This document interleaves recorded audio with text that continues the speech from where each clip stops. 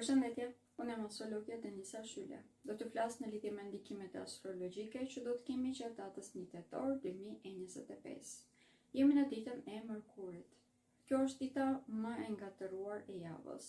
Vazhdojmë që të kemi mundësi të shumta që në jetën tonë, por kjo është një ditë e cila do të shënohet nga këndet të vështira. Jemi në një periudhë vërtet shumë aktive, si nga ana sociale, po ashtu edhe për të kryer burime të reja për të ardhur materiale. Njëjta gjë është e vëshme edhe për sa i përket marrëdhënieve personale për krijimin e lidhjeve.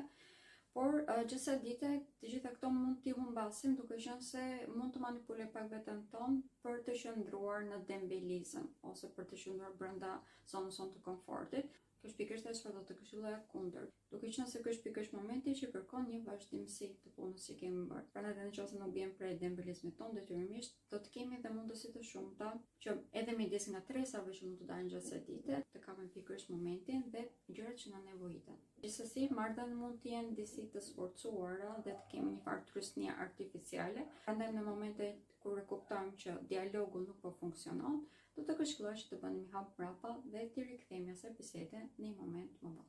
Nga ora 17:33 deri në orën 21:52, hëna do të jetë në zbrazëtim. Pra përqendrimi jon do të jetë vërtet shumë i ulët. Edhe nëse do të duam që të bëjmë diçka, do ta kemi shumë të vështirë në këto momente, sepse do të ndihemi shumë të lodhur. Prandaj pjesën e dytë të ditës do ta këshilloj që ta kalojmë në ambiente dhe me persona me të cilët ndihemi komod dhe të sigurt. Mos harroni se gjithmonë kur hëna është në zbrazëti, nuk duhet të marrim risque të panevojshme apo të bëjmë aktivitete të cilat kërkojnë përqendrim dhe janë të panjohura për ne.